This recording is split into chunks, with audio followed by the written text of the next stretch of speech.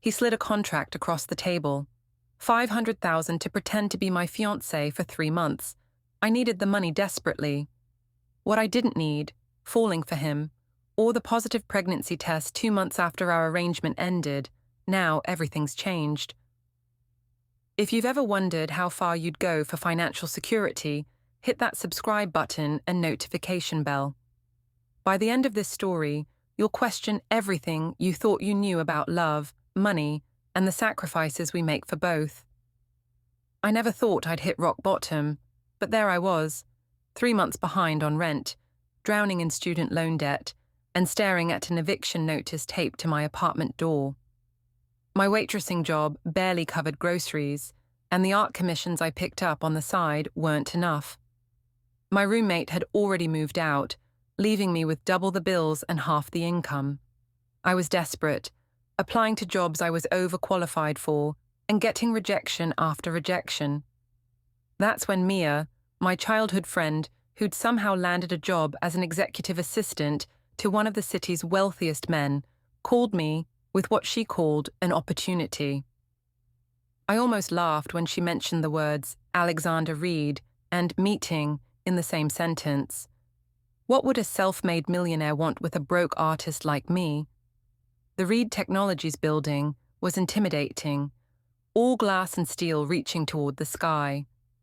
I felt out of place in my one decent blazer and the heels I'd borrowed from Mia. The receptionist looked me up and down before directing me to the top floor. When I first saw Alexander Reed, I understood why business magazines couldn't get enough of him.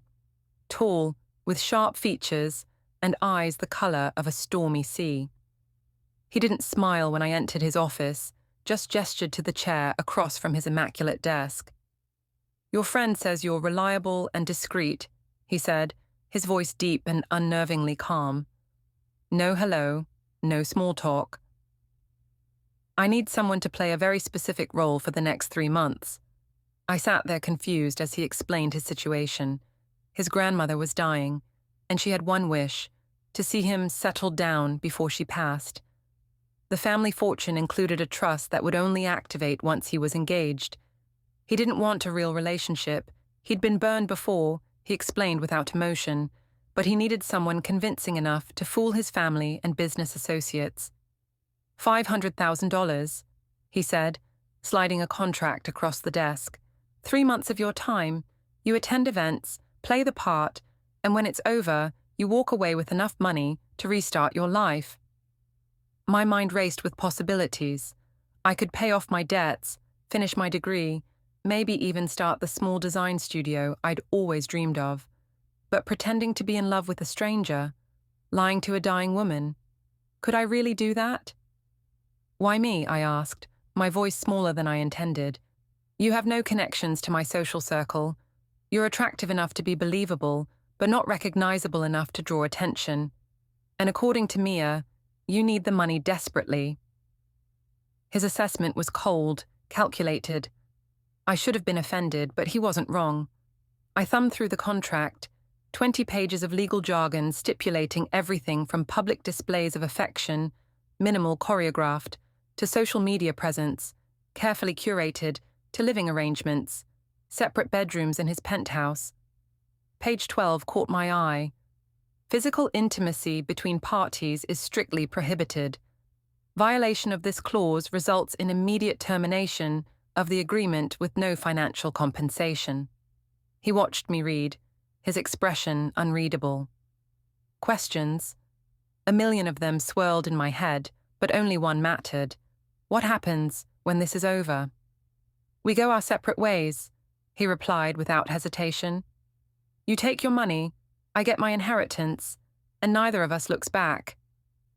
I signed the contract with a shaking hand, ignoring the voice in my head, warning me that nothing was ever this simple. As Alexander's cold fingers brushed mine when he took back the pen, I felt a strange flutter in my chest, one I quickly dismissed as nervousness. I had no idea I had just signed away more than 3 months of my life. I had signed away my heart. "Smile like you mean it," Alexander whispered through clenched teeth as cameras flashed around us at the charity gala. His arm was wrapped possessively around my waist, his touch sending unwelcome shivers down my spine. I plastered on my best fake smile, trying to remember all the details he'd drilled into me during our preparation sessions. His favorite food, steak, rare. How we met, at a gallery opening. Our first date, dinner at Bellini's. The lies came more easily than I wanted to admit. I'd moved into the guest room of his penthouse the day after signing the contract. The space was impersonal, like a luxury hotel room, beautiful but cold. Alexander was rarely home, but when he was, he kept his distance, communicating through texts or his assistant even when we were under the same roof. But now, in public, he was the picture of devotion. "You're doing well," he said later that night as we rode home in his sleek black Tesla. It was the closest thing to a compliment I'd received from him, and I hated how much it pleased me. Everything changed when his mother called, inviting us to dinner. Alexander actually looked nervous, the first real emotion I'd seen from him. "My parents are difficult," he explained, pacing his living room. "Especially my father. Nothing is ever good enough." That night, I saw a different side of Alexander. In his parents' mansion, he seemed smaller somehow. His father, a steel-haired tyrant with the same stormy eyes, criticized everything from Alexander's latest business decisions to the wine choice. His mother, elegant but distant, barely spoke, her eyes constantly darting to her husband for approval. "So, tell us how you tamed our son," his father demanded over dessert, his gaze piercing through me. "He's always been married to his work." Alexander tensed beside me, and without thinking, I reached for his hand under the table. "I didn't tame him," I said, surprising myself with my steady voice. "I just reminded him there's more to life than spreadsheets and board meetings." Alexander's eyes met mine, something like gratitude flickering in them. That night, on the ride home, he finally told me his story. How his father had controlled every aspect of his life, how every achievement was met with criticism instead of praise, how every relationship he'd attempted had been sabotaged by his family's expectations or his partner's interest in his wealth rather than him. "That's why this arrangement works," he said quietly. "Clear boundaries, no emotional complications." Yet something had shifted between us. In the weeks that followed, Alexander began to soften around the edges. He'd ask about my day, remember how I took my coffee, even leaf through my sketchbook with genuine interest in my art. Small moments that shouldn't have mattered, but somehow did. When Reed Technologies hosted its annual investor gala, I wore a midnight blue gown that Alexander had specially chosen. "We need to be convincing tonight," he said, his eyes lingering on me longer than necessary. "Every important business connection I have will be watching." What he didn't tell me was that his ex would be there, Elise, a willowy blonde who cornered me in the bathroom. "He'll discard you just like he did me," she warned, her perfect smile never reaching her eyes. "Alexander doesn't do love. He does transactions." Her words stung because they echoed my own fears. This was a transaction. The warmth in his eyes when he looked at me, the way his hand now naturally found the small of my back, the late-night conversations about our dreams and disappointments. None of it was real. It couldn't be. Yet when Alexander pulled me onto the dance floor, holding me closer than our contract stipulated, I couldn't help but lean into him. "They're all convinced," he murmured against my hair. "You're extraordinary at this." I should have been proud of my acting skills. Instead, I felt hollow, because somewhere along the way, I'd stopped pretending. But for Alexander, this was still just business, a facade crafted for the benefit of others. And in 6 more weeks, it would all be over. As we danced beneath crystal chandeliers, I realized I was in dangerous territory. The line between pretend and reality was blurring, and I was the only one at risk of crossing it. It happened so gradually I barely noticed, the way I started looking forward to Alexander coming home, how I'd find excuses to be in the same room as him. The disappointment I felt when he worked late. This wasn't supposed to happen. Not to me, not with him. I was supposed to be smarter than this. It's just proximity, I told myself, staring at my reflection in the bathroom mirror. Just the result of playing a role too convincingly. But deep down, I knew it was more. Everything changed the night of the storm. Alexander had been tense all day, checking his phone constantly. When the call finally came, I watched the color drain from his face. "My grandmother," he said, his voice hollow. "They're saying it's time." I didn't hesitate. "I'll get my coat." The hospital corridors seemed endless. Alexander walked ahead, shoulders rigid with a tension I longed to ease. His family was already there, his father stone-faced, his mother dabbing at dry eyes with a monogrammed handkerchief. They barely acknowledged me, but Alexander gripped my hand like it was a lifeline. Margaret Reed was nothing like I'd imagined. Despite her frailty, there was a fierceness in her eyes that reminded me of her grandson.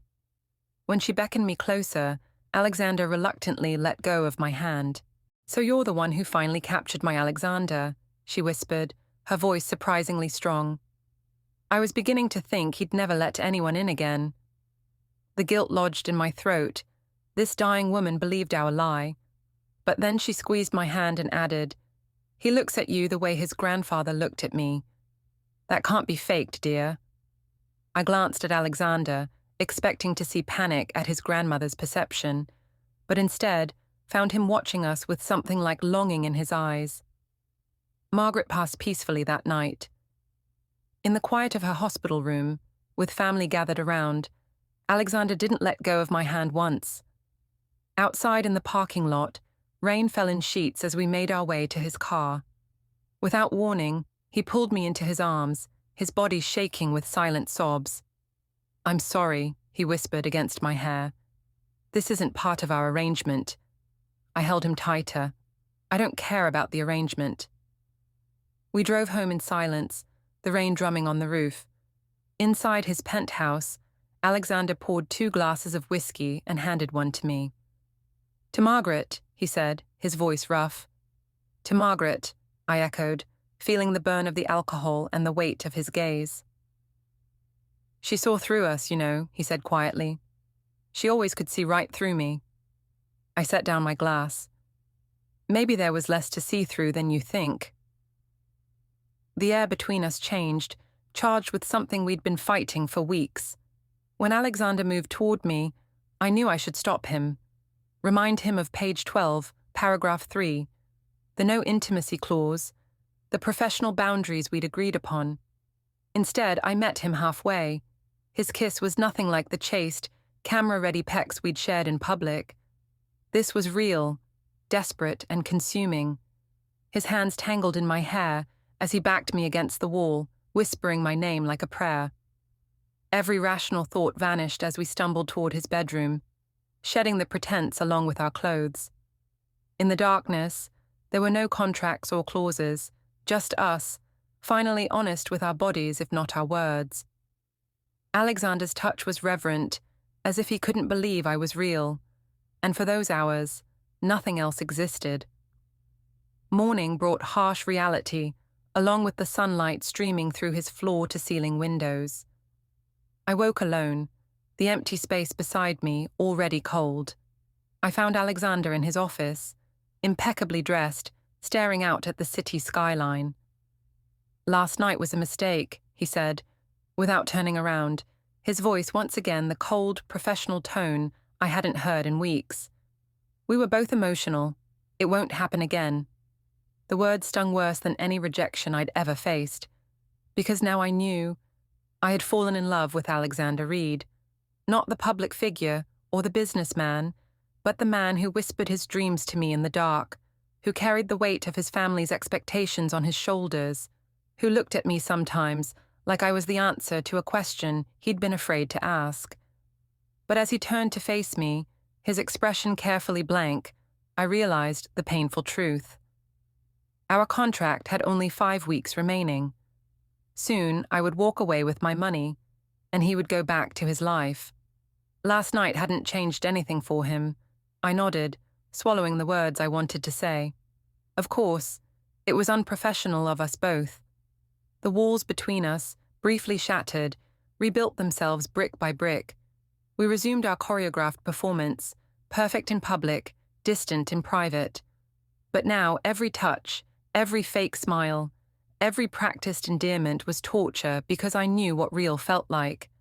And day by day, the end of our arrangement loomed closer.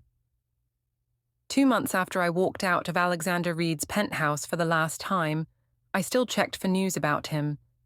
It was pathetic, but I couldn't help myself. The money sat mostly untouched in my account, enough to change my life, yet I felt emptier than before. I'd moved into a modest but comfortable apartment, started my design business, and tried to convince myself I was healing. My new life looked perfect on paper.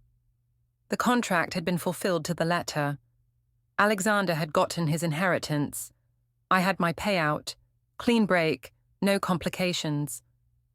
Until the morning sickness started.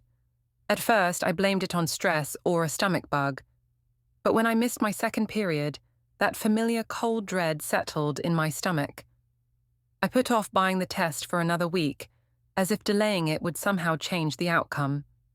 Standing in my bathroom, watching 2 pink lines appear with devastating clarity, I slid down against the wall and laughed until I cried.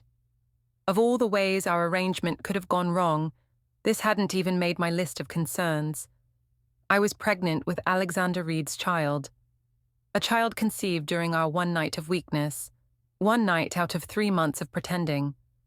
The one real thing between us would now bind us forever. Days passed in a fog as I weighed my options. I could raise this child alone. The money would certainly help. I could not have it. Or I could tell Alexander and watch him offer to handle the situation with his typical cold efficiency. The thought of never telling him felt dishonest.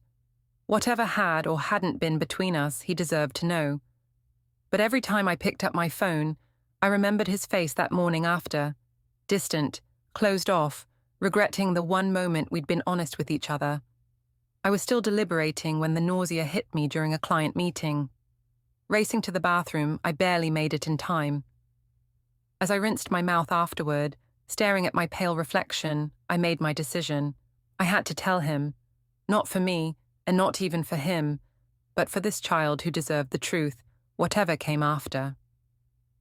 His assistant sounded surprised when I called to request a meeting. Ms. Reed is quite busy for the next few weeks. Perhaps I could schedule something next month.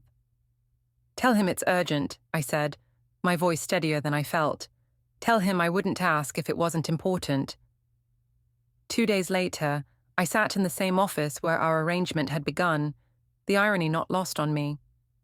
Alexander looked exactly the same, impeccable suit, perfect posture, unreadable expression. But something in his eyes had changed, a guardedness that hadn't been there before. "You look well," he said, the politeness feeling like a slap after everything we'd shared. "I'm pregnant," I replied, skipping the small talk. The words hung in the air between us, heavy with implication. His face didn't change, but his knuckles whitened as his hands gripped the armrests of his chair. "Are you certain?" 3 tests and a doctor's visit, certain. He was quiet for so long, I started counting the seconds. Finally, he stood and walked to the window, his back to me. "What do you need from me?" The question stung more than it should have. What did I need? Support? Acknowledgement? Some sign that our night together had meant something to him? That I had meant something? "Nothing," I said, standing up. "I just thought you should know." He turned then, his expression carefully controlled. "I can have my lawyers draw up an agreement, financial support, of course, and privacy provisions." "Of course." "Another contract, another business transaction." "Is that how you see this?" I asked, my voice breaking despite my best efforts. "Just another problem to solve with money?" Something flashed in his eyes, pain, frustration, I couldn't tell. "What do you want me to say? That this changes everything? That we can play house now? That wasn't our arrangement?" "This isn't about our arrangement," I snapped. This is about a child.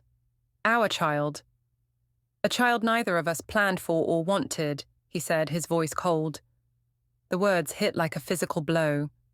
I picked up my bag and walked to the door, pausing with my hand on the handle. You know what, Alexander? I came here because I thought you deserved to know. But this child deserves better than a father who sees them as an inconvenience to be managed. Send whatever paperwork you want. I won't be signing anything.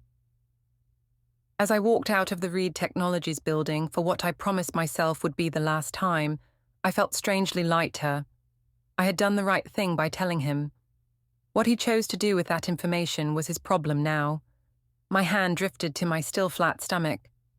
It's just you and me, little one, I whispered, and we're going to be just fine. I didn't look back to see if he was watching from his window. I didn't need to. Alexander Reed had made himself perfectly clear, and I was done pretending. 3 weeks passed without a word from Alexander. No calls, no texts, no legal documents from his team. I told myself it was better this way. A clean break. I focused on my growing business, started prenatal vitamins, and tried not to think about stormy grey eyes or the memory of hands that had once held me like I was precious. My first ultrasound appointment was on a rainy Tuesday. I sat alone in the waiting room, surrounded by couples holding hands and sharing excited whispers. The hollow feeling in my chest was something I was getting used to. Is anyone joining you today? The technician asked as she prepared the equipment. No, it's just me, I replied, forcing a smile that didn't reach my eyes. Then a commotion in the hallway, raised voices. The door burst open, and there he was, Alexander Reed, soaking wet, tie askew, looking nothing like the polished businessman I knew. Am I too late? He asked breathlessly, eyes wild as they found mine. The technician looked between us, confused. I can give you two a moment. When the door closed behind her, silence fell. Alexander stood frozen, water dripping from his coat onto the linoleum floor. What are you doing here? I finally managed to ask. He ran a hand through his wet hair. Your friend Mia, she told me about your appointment. That doesn't answer my question. I kept my voice steady, refusing to show how his presence affected me.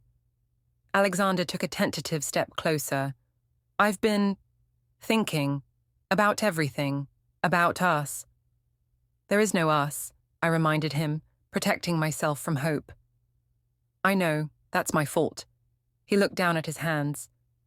I've spent my entire life building walls to keep people out. The arrangement with you was perfect because it had an expiration date. No risk of getting hurt. I stayed silent, waiting. But then you happened, he continued, meeting my eyes.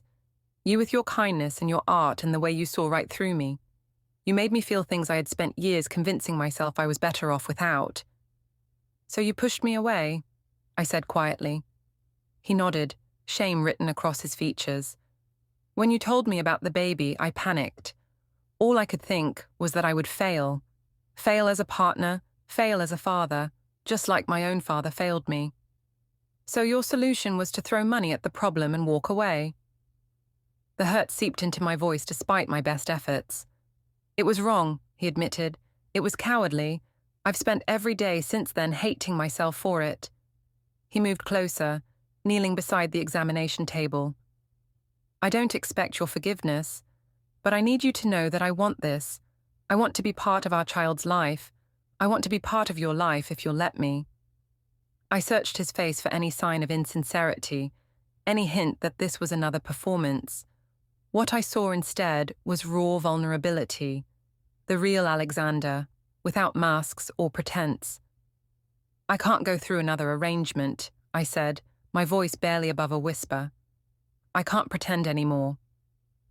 No more pretending, he promised, taking my hand carefully, as if afraid I'd pull away. No more contracts. Just us, figuring this out together, for real this time. The technician knocked softly before re-entering. Alexander stepped back but didn't leave. Instead, he stood beside me as the cold gel was spread across my still flat stomach, his hand finding mine again, as the first whooshing sounds of our baby's heartbeat filled the room. There, on the small black and white screen, was the tiny flicker that would change both our lives forever. I glanced up at Alexander and saw tears in his eyes, the man who never showed emotion, undone by this smallest of beings. "That's our baby," he whispered, voice filled with awe. In that moment, I knew we had crossed a line from which there was no return. This wasn't pretend anymore. This wasn't business. This was real, messy, terrifying life. The following weeks weren't easy.